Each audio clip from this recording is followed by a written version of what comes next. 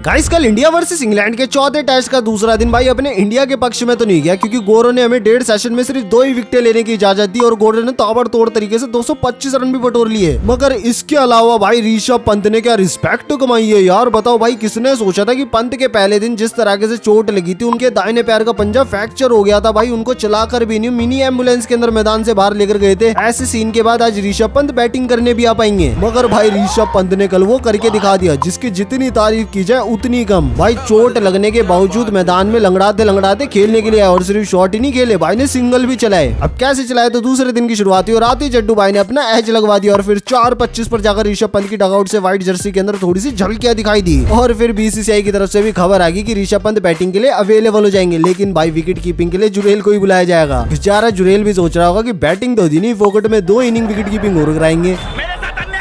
खैर फिर शार्दुल ठाकुर भी शानदार 41 रन बनाकर कैच दे बैठे, लेकिन फिर जब मैदान में ऋषभ पंत आए तो भाई पूरा का पूरा स्टेडियम उनके लिए खड़ा होकर तालियां बजाने लगा। और ये नहीं कि आने के बाद उन्होंने सीधा शॉट लगाने शुरू कर दिए, भाई ने डिफेंस किया और सिंगल रन के लिए भागे भी। खैर लेकिन बारिश की वजह से लंच 10 मिनट पहले ही घोषित कर दिया गया और इंडिया पहुंच गई 6 विकेटों के नुकसान पर 321 रनों पर। मगर फिर लंच से आने के बाद बेन स्टोक्स ने सुंदर को भी शॉर्ट बॉल पर चलता कर दिया और फिर अंशुल कंबोज की भी विकेट निकालकर अपना 5 विकेट ऑल पूरा कर लिया। लेकिन भाई ऋषभ पंत लड़ाई लड़ते रहे और चौका लगाकर 69 गेंदों के अंदर अपनी शानदार 50 पूरी कर ली। मगर फिर 54 रनों पर अचार किया तो बोल्ड हो गए। इसी तरह से आखिरी की विकेट बुमराह भाई का भी एज लग गया और इंडिया ऑल आउट हो गई 358 रनों पर। अब भाई गोरे अपनी पहली इनिंग खेलने उतरे तो घंटे भर तक अपने हाथ एक भी विकेट नहीं लगी और चाय के समय तक जैक क्रोली और बेन डकेट ने बेसबॉल खेलते हुए 77 रन बटोर लिए। खैर चाय से आने के बाद भी रनों की गति में कोई भी फर्क नहीं पड़ा। पहले बेन डकेट ने 46 गेंदों के अंदर अपनी 50 पूरी करी और फिर चौका लगाकर 73 गेंदों के अंदर जैक क्रोली ने अपनी 50 पूरी कर ली। इसी तरह से भाई ये दोनों के दोनों मिलकर हमारे गेंदबाजों को कूटने के साथ हम इंडियन फैंस को भी रुलाते रहे। लेकिन फिर फाइनली जड्डू भाई ने 9 बॉल के बाद 166 रनों पर जैक का एज लगवाकर इस साझेदारी को तोड़ा और फिर अंशुल कंबोज ने बेन डकेट को 100 रन पूरे करने से रोककर अपने टेस्ट करियर की पहली विकेट हासिल कर ली। लेकिन भाई फिर जो रूट और ओली पॉप ने मिलकर अपनी अपनी विकेट संभाल ली और दूसरा दिन खत्म करते हुए इंग्लैंड को पहुंचा दिया 225 रनों तक और अपने हाथ लगी सिर्फ 2 ही विकेटें। बाकी दोस्तों अगर आपके पास ऋषभ पंत की तारीफ में कोई शब्द हो तो कमेंट में जरूर लिखना। बाकी अपन मिलेंगे तीसरे दिन के हाईलाइट के साथ, तब तक के लिए बाय बाय।